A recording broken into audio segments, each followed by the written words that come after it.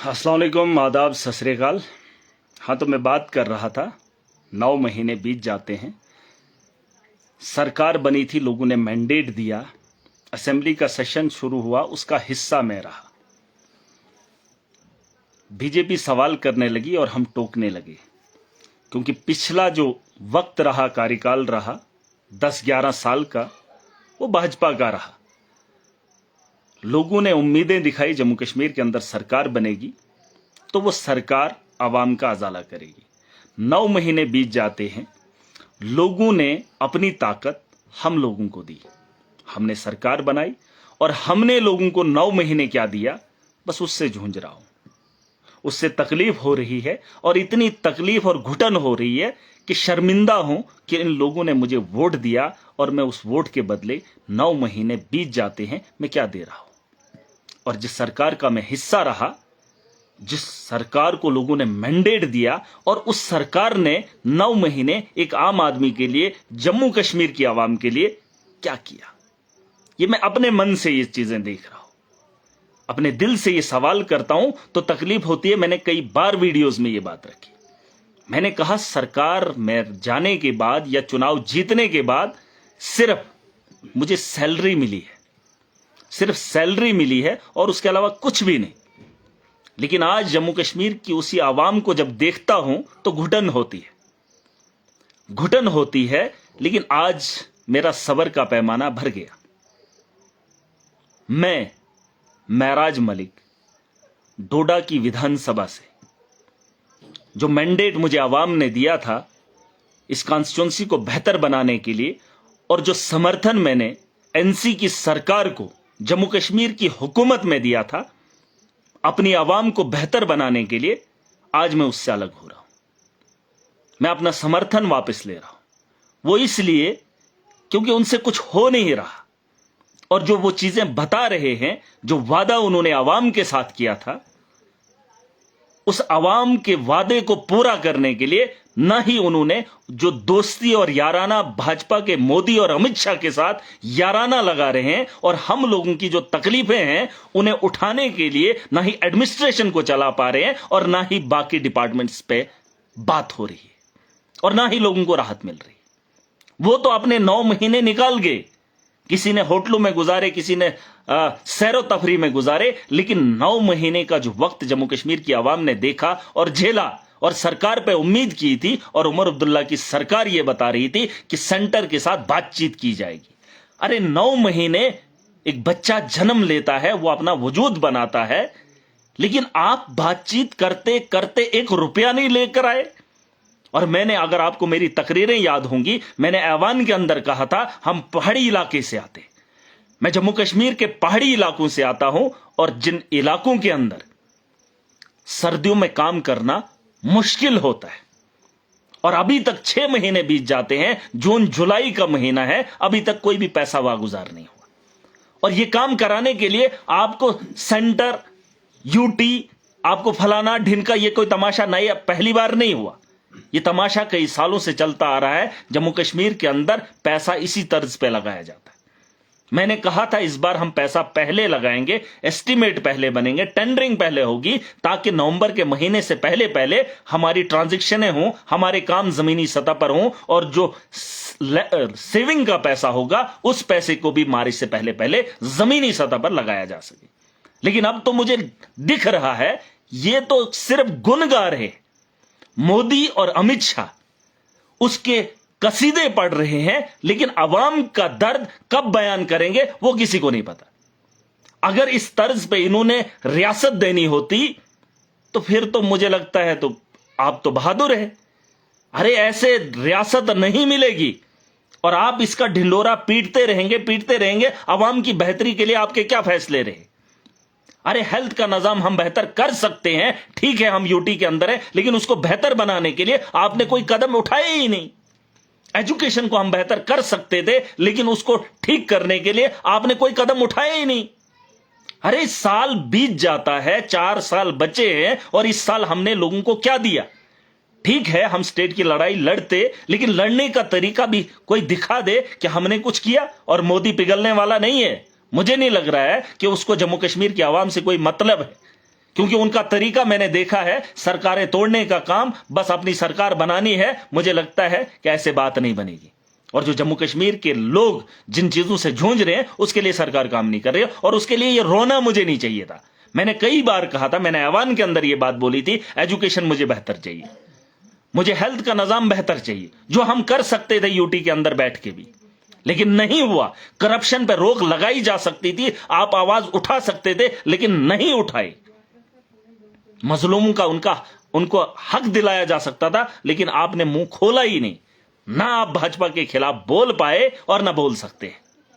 ऐवान के अंदर अगर आपने भाजपा को घेरा होता तो बात अलग होती। अगर आपने सड़कों पे, अरे वो लोग जो आपके लिए दिन रात लड़ते रहे, आपको मैंडेट दिया, आपको वोट दिया, आपके लिए चले फिरे, और उसके बाद आपको सत्ता में बिठाया, उस आवाम के लिए 9 महीने आपने भाजपा से स्टेट लाने के लिए क्या किया?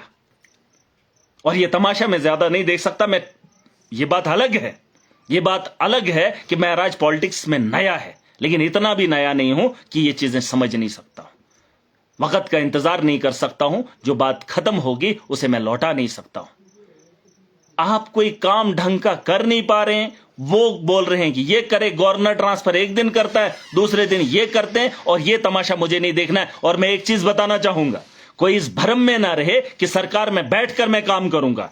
जो इस देश का नागरिक है और जो इस देश का मुलाजिम है, उसे जो काम सौंपा है उसे मैं लेना जानता हूं।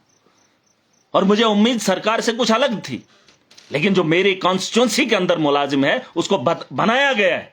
अगर सरकार नहीं है, अगर भाजपा काम नहीं करना चाहती है, मेरे लोग और महराज अपनी कॉन्स्टिट्यूंसी के अंदर काम करना जानता है, और काम का तरीका भी जानता है, और करवाने का भी। इस भरम में कोई मत रहना। किसी को लग रहा होगा ये ऐसा है वैसा है, मैंने सरकार का तमाशा देखा, मैंने ऐवान के अंदर भाजपा से सवाल उठाए थे, लेकिन 9 महीने बीत जाने के बाद जो उम्मीदें लोगों ने दिखाई थी वो मुझे नहीं दिखा। अब सवाल उमर अब्दुल्ला से होंगे कि आप चीफ मिनिस्टर बने तो तुमने क्या किया? मैंने कहा था सड़कों पे चलेंगे, लेकिन नहीं आए। आपने कौन सा काम किया 9 महीने के अंदर? मुझे एक आदमी बता दे, एक काम मुझे बता दे। अरे ये काम नहीं है। आपने कहा बस सर्विस, बसें हैं ही नहीं। आपने महिलाओं के लिए फ्री बस सर्विस, कहां है बसें तो है नहीं। अरे जो पहले आरटीसी चलती थी वो भी उड़ा ली, और आपने कहा महिलाओं के लिए बस सर्विस फ्री, है ही नहीं। इतने रूट है मेरी कॉन्स्टिट्यूंसी के अंदर, 15-20 रूट है। अरे एक इलाके में दे दूं, दूसरे इलाके के लोग परेशान, और आपने ऐलान कर दिया हमने महिलाओं को फ्री सर्विस दे दी। वो कौन सी सर्विस है जहां रोड पे गाड़ी ही नहीं चल रही है? ये चीजें हम नहीं मानेंगे, और इस तरीके से आप जम्मू कश्मीर की आवाम के साथ खिलवाड़ नहीं कर सकते थे। मैं सब्र इसलिए कर रहा था, सोच रहा था कि कल कुछ अच्छा होगा। अगर आज नहीं हुआ कल होगा, कल नहीं होगा परसों होगा, लेकिन यहां तो तरसों बरसों बीत जाएंगे, लेकिन बदलने वाला कुछ नहीं। ये लोग अपना घर बना रहे, भाजपा के लोग जम्मू कश्मीर के अंदर अपना घर बना रहे, वो लोग अपना घर बचा रहे हैं, लोग भाड़ में जाएं। अरे मैंने लोगों से उम्मीदें दिखाई है, मैंने उनके जज्बात को देखा है, मैंने उनके मुस्तकबिल की बात उनके आंखों में आंखें डालकर की है। मैं उनसे मुंह नहीं फेर सकता, मैं उनसे आंखें नहीं मोड़ सकता। और जिस सरकार पे भरोसा जम्मू कश्मीर को है, मुझे नहीं लगता ये चलने वाले, और ये आवाम के लिए लड़ने वाले। सत्ता का नशा है, सत्ता में बैठ जाइए, मुझे आपसे कोई भी उम्मीद नहीं। मैं जिस कॉन्स्टिट्यूंसी को रिप्रेजेंट करता हूं, मैं उस कॉन्स्टिट्यूंसी के अंदर काम करना भी जानता हूं। अवाम का चुना हुआ हूं, अवाम की बेहतरी के लिए करूंगा। और जिस मुल्क के आईन के अंदर मैंने चुनाव लड़ा है, उस मुल्क के आईन को भी अच्छे से जानता हूं और अच्छे से मानता भी। ये बात भी सुन लेना। और जिन लोगों को मेरी इस बातों से कोई कुछ अलग अलग लोग विचार रखते होंगे, लेकिन मेरा फैसला मेरी आवाम के लिए है। मैं किसी का दलाल न बना हूं और न बनूंगा।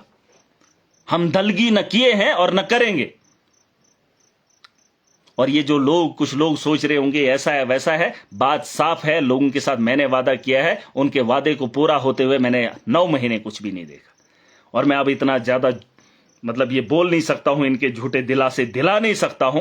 ये लोग मुझे नहीं लगता काम करने वाले हैं। ये मोदी और अमित शाह के साथ बैठने वाले, फिर बातें करने वाले, फिर ये प्यार से स्टेट देने वाले हैं।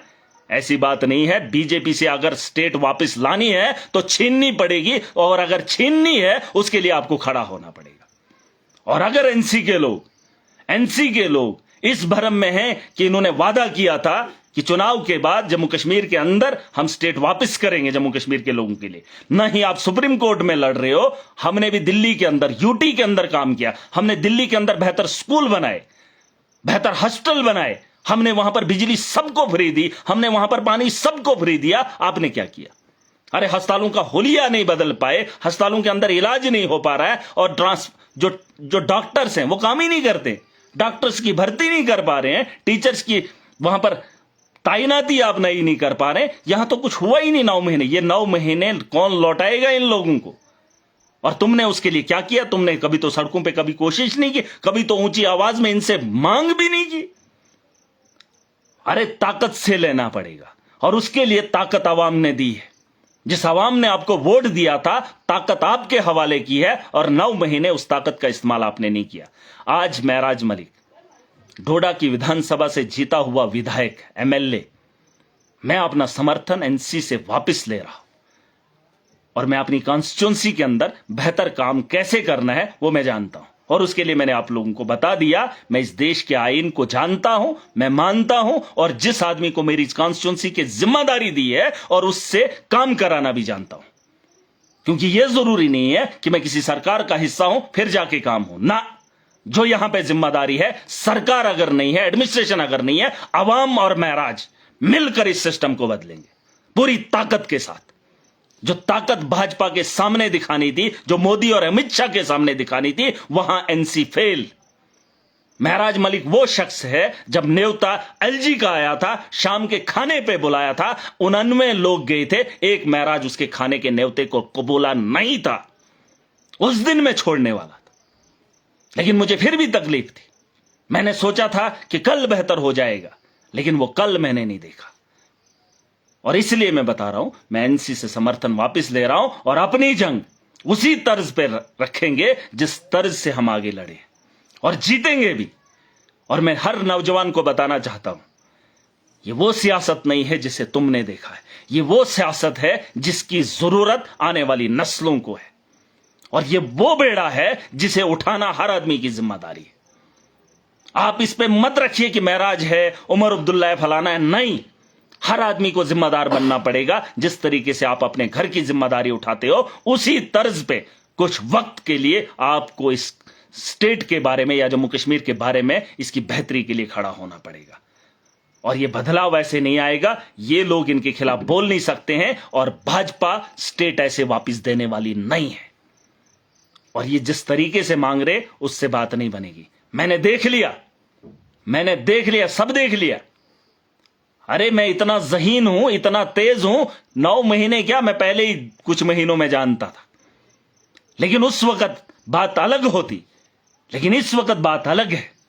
बहुत हो गया, बहुत तमाशा हो गया। 6 महीने बीत गया, अभी एक पैसा नहीं ले पाए हैं। अरे जो हमारा पैसा है वो भी अभी नहीं पता, है। और हम कॉन्स्टिट्यूंसी के एमएलए हैं, क्या एमएलए हैं?